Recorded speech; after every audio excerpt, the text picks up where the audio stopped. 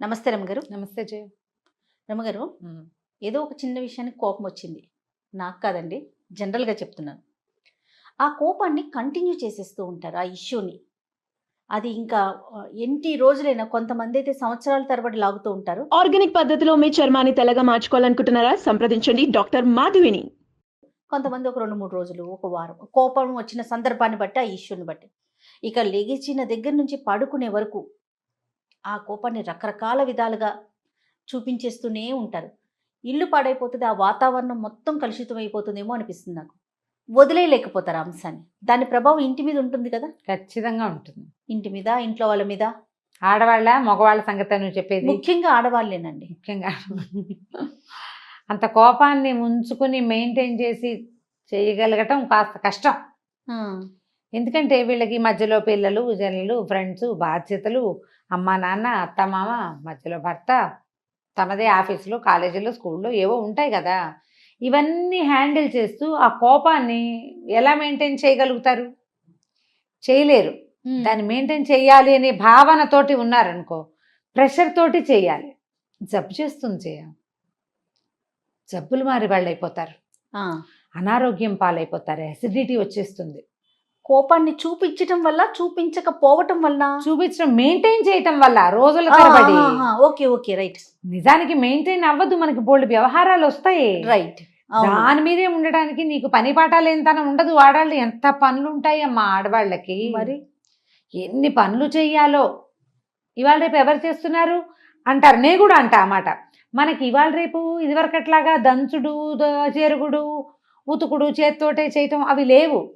కానీ క్రియలు ఉన్నాయి కదా. అసలు వేరే రకంగా ఉన్నాయి కదా అమ్మగారు, వేరే రకంగా ఉన్నాయి. పైగా అపరిమితమైన టైం స్ట్రెస్, కాలానికి సంబంధించిన స్ట్రెస్. తర్వాత ఎవరు మనకి సమయం ఇవ్వని స్ట్రెస్ ఒకటి ఉంది. ఇది అసలు మనకెవడు టైం ఇవ్వడు. పిల్లలు ఎవరు, మొగుడు ఎవడు. తర్వాత మనకి మనం టైం ఇచ్చుకోలేని స్ట్రెస్. ఇన్ని స్ట్రెస్సుల్లో ఏదో ఒక కోపం వస్తే దాన్ని 4 మాటలు అనేసి దాన్ని అక్కడ దులిపేసుకుని మళ్ళీ సందర్భం వచ్చినప్పుడు కోపాన్ని లోపల తీసిన అస్త్రాన్ని బయటికి తీయాలి. మెయింటైన్ చేసామనుకో, ఎవరు మెయింటైన్ చేస్తారో వాళ్ళ సంగతి. క్యాండిల్ వెలిగించాం, కరెంట్ పోయింది. ఓకే, కరెంట్ వచ్చేసింది, ఊదేయాలిగా. దాన్ని ఆపేసుకుని మళ్ళీ కరెంట్ పోయినప్పుడు వెలిగించుకో. దాన్ని వెలిగించి ఉంచామనుకో, కరిగేది ఎవరు? క్యాండిల్ అయిపోతుంది కదా, అది అయిపోతుంది. ఇక్కడ క్యాండిల్ ఎవరు? మనం. కరిగిపోతాం, పనికి రాకుండా పోతాం. కరిగిపోతే పర్వాలేదు, పనికి వస్తుందా క్యాండిల్? నువ్వు కూడా అంతే. ఎంత బాగా చెప్పారు అమ్మగారు, మంచి ఉదాహరణ. ఇలాగే అవుతారు జయ. అవునండి, వీళ్ళు వాళ్ళకు కూడా పనికిరారు. కోపిష్టతనంతో మనం మన సొంతానికే పనికిరాము ఎప్పుడు. ఆడవాళ్ళు, మా అబ్బాయిలు మీరు వినకండి, నేను ఒక మాట చెప్తాను, మగవాళ్ళకి కాదు, ఆడవాళ్ళకి కార్యసాధక లక్షణం ఒకటి ఉండాలి జయ. ఎంత కోపాన్నైనా మడిచి చక్కగా ప్యాక్ చేసి అవసరమైనప్పుడు తీయటానికి పెట్టుకోవాలి. భర్తలు ఏదైనా అంటే ఆ అస్త్రాలన్నిటికీ పదును పెట్టి మడిచి పైన పెట్టుకోవాలి. నువ్వు ఈ టైంకి ఎలా చేయాలో ఆ పని చేయాలి. మహానటి సావిత్రిలాగా యాక్షన్ అంతే.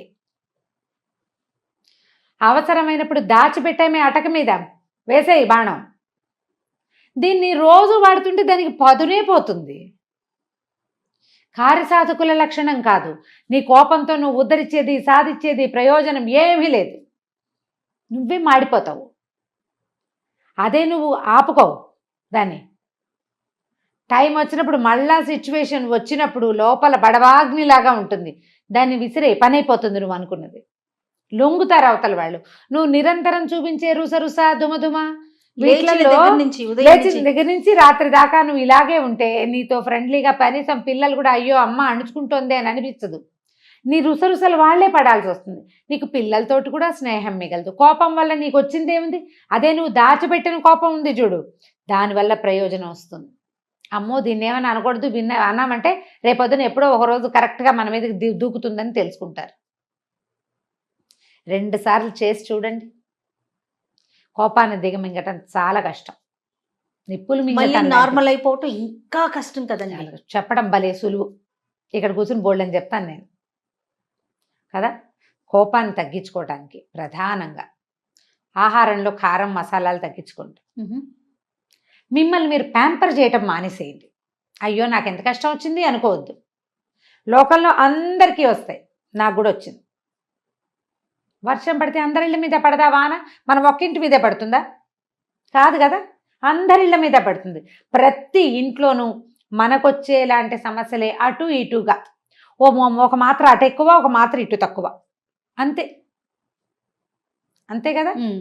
ఇప్పుడు చూడు, ఓపెన్గా ఉన్న స్పేస్ ఇంట్లో ఉందనుకో, మన ఇంట్లో ఓపెన్ స్పేస్ ఉంటే అక్కడ నీళ్ళు ఎక్కువ నిలుస్తాయి. ఓపెన్ స్పేస్ తక్కువ ఉన్న ఇంట్లో నీళ్ళు తక్కువ నిలుస్తాయి. వాన తక్కువ కాదు, అక్కడ నిలవ తక్కువ. మనం కూడా అంతే. నువ్వు మనసుని తెరిచిపెట్టుకుని కోపానికి, దుఃఖానికి, కష్టానికి ఆహ్వానం పలికావా, వానొచ్చి పడ్డట్టు మొత్తం కష్టాలన్నీ నీ ఒళ్ళోనే పడతాయి. ఓపెన్గా ఉండద్దు. జీవితం అన్నాక ఇలాంటి ఒడిదుడుకులు, ఇబ్బందులు, సబ్బందులు రానే వస్తాయి. అందరికీ తాగుబోతు మొగుళ్ళు ఉండరు, కొంతమందికి ఉంటారు. ఆ తాగుబోతు వాళ్ళతో కూడా అందరికీ ఇబ్బందులు ఉండవు, కొంతమందికి ఉంటాయి కదా. ఇది ఒప్పుకోవాల్సిందేనా? అంతే కదా. కాస్త కుస్తా అలవాట్లు ఉన్నా కూడా అవి భార్యల్ని కానీ, సంసారాన్ని కానీ, డబ్బుని కానీ ఇబ్బంది పెట్టని రకాలు, ఏదో పార్టీ ఫ్రెండ్లీగా ఉండే రకాలు కొన్ని, కాదు తాగి తలకి పోసుకునే రకాలు కొన్ని ఉంటాయి. వీళ్ళ మాట వినరు, డబ్బులు తగలబెట్టేస్తారు, పిల్లల భవిష్యత్తు ఆలోచించరు. ఇప్పుడు వాళ్ళతోటి ఈ కష్టం తప్పదు. చిన్న చిన్న ఇబ్బందులు ఉన్నాయనుకోండి, వీటిని మేనేజ్ చేయొచ్చు. మనం అలా కోపంగా ఉండటం వల్ల, దాన్ని అంటే ప్రదర్శించేయటం వల్ల ఎలాంటి నష్టాన్ని, అంటే ఒక రోజే తీసుకుందాం రమ్మగారు, ఎలాంటి ఇబ్బందులు కలుగుతాయంటారు? ఆ వాతావరణం ఎలా పాడవుతుందంటారు? సర్వనాశనమే. అంతే, ఒక్కటే. నీకేం హ్యాపీనెస్ లేదా? మొదటిది ఆ, లేదు. ఒకరోజు పొద్దున్న లేచావు, రాత్రి పడుకుంటావు. ఈ పొద్దు నుంచి రాత్రి దాకా కనీసం ఒక 12 గంటలు ఉందా? 12 కాదు, ఇంకా 18 గంటలు, 16 గంటలు కనీసం ఉంటుంది. 6కి లేచామనుకో, ఈవినింగ్ 6కి మనం పడుకోం కదా, 10కి పడుకుంటాం. అంటే ఈ 12, 4, 16 గంటలు లేదా 17 గంటలు ఉంటాయి. ఈ 16-17 అవర్స్లో నువ్వు హాయిగా ఉండే నిమిషం ఒకటి కూడా లేదు, నువ్వు కోపంగా ఉంటే. ప్రధానంగా అన్నం బాగా సహించదు. అంటే ఈ 16 గంటల్లో నీకు ఆహారం తక్కువ. దాని అర్థం ఏమిటి? శక్తి తక్కువ. కోపంగా ఉండేసరికి ఏదో మొండిగా విసురుగా పనిచేస్తావు, చేస్తావు, కానీ మర్నాటికి వీక్ అయిపోతావు. తర్వాత పొద్దునుంచి అందరినీ విసుక్కుంటావు. నువ్వు నీ పాత కోపాన్ని మర్చిపోక ఇప్పుడు నువ్వు దుమ్ముదుమ్ములాడితే నీ విసురుని భరించినటువంటి ఏ పాపము ఎరగని కొంతమంది జనాలు ఉంటారు కదా. అందులో మన పని మనిషి ఉండొచ్చు, మన పక్కింటి ఆవిడ ఉండొచ్చు, మన కొలీగ్ ఉండొచ్చు, మన పిల్లలు ఎలాగూ ఉంటారు. వీళ్ళందరూ దాన్ని గుర్తుపెట్టుకోరా? రేపు నువ్వు దొరుకుతావు కదా. నువ్వు ఇవాళ విసుక్కున్నావు ఒక మనిషిని, నీకేదో విసుగ్గా ఉంది, నీ ఇబ్బంది నీది. రేపు వాళ్ళు నీతో బాగా ఉంటారా?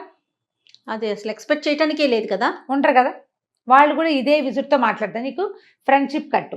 నీ పిల్లలకి ఇంకో దారి లేదు కాబట్టి, తల్లి తప్ప ఇంకో దారి లేదుగా. అవును. వాళ్ళు లొంగి ఉన్నా మర్చిపోరు.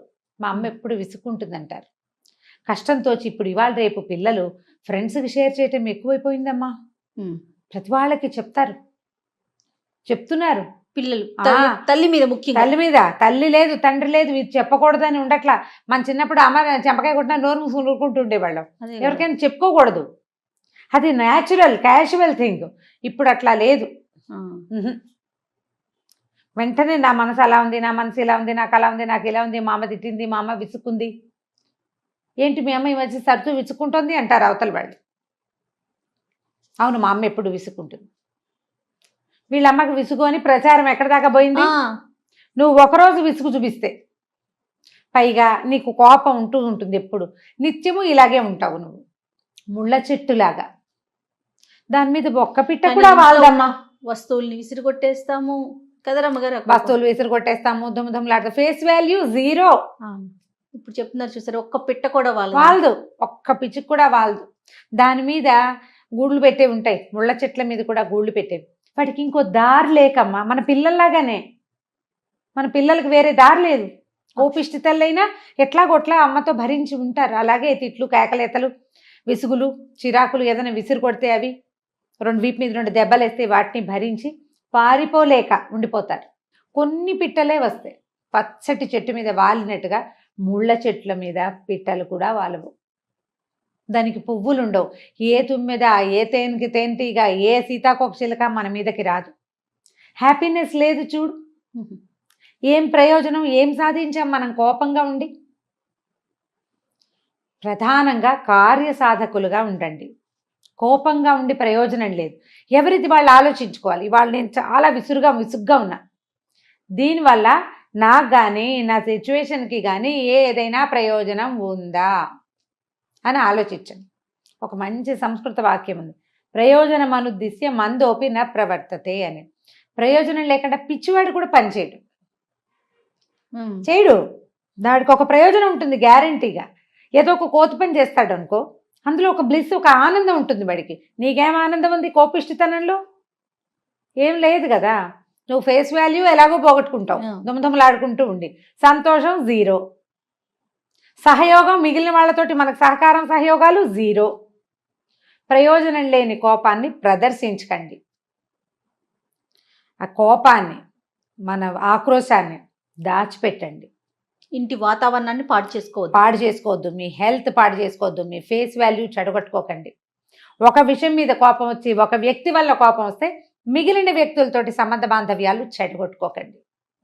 మనం మనిషి సంఘజీవి, మన సంఘాలు బుజ్జిబుజ్జివి, పిచ్చిక సంసారాల్లాగా అయిపోయాం మనం. ఇవి ఉన్న చిన్న పిచ్చిగూడుని ఎందుకు చెడగొట్టుకుంటాం? మీరు పిట్టలు చూడండి, 4 పుల్లలు తెచ్చి 2 గుడ్లు పెడతాయి, ఆ గుడ్ల మీదే కూర్చుంటాయి రోజు.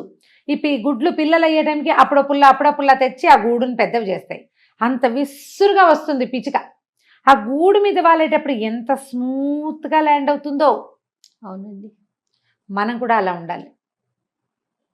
మన గూడు చెదరగొట్టుకోకూడదు. పిల్లల్ని పిచ్చికలు పిట్టలు ఎలా చేస్తే అబ్జర్వ్ చేస్తే మీకు తెలుస్తుంది. వీళ్ళని, వాళ్ళ మెంటల్ పీస్ని పాడు చేయటం, వాళ్ళ మనశ్శాంతిని పాడు చేయటం, వాళ్ళ పెంపకాన్ని పాడు చేయటం మనకి ఏ హక్కు లేదు. మనతో పాటు పుట్టిన పిల్లల్ని మనం సరిగ్గా చూడాలి. మనకు పుట్టిన పిల్లల్ని. నీ కోపం, నీ విసుగు, నీ చిరాకు, నీ ఎక్కడెక్కడి ఫ్రస్ట్రేషను వాళ్ళ మీద చూపిస్తే కుదరదుగా. కుదురుతుంది, పడతారు, తర్వాత నీతో ఉండరు. ఎప్పుడూ ప్రపంచంతో హాయిగా ఉండలేరు. వాళ్ళకి ఇదే తెలుసు. కొన్నాళ్ళ పైకి వాళ్ళు కూడా ఇలాగే తయారవుతారు. నీతో పాటు నీ పిల్లలు కూడా ముళ్ళ చెట్లుగా మారితే ఓకేనా? ఏ అమ్మకైనా మన పిల్లలు బాగుండాలని కోరుకుంటాం కదా. ఆలోచించండి. కోప ప్రదర్శన ఎక్కువగా చేయొద్దు సిచ్యువేషన్లో.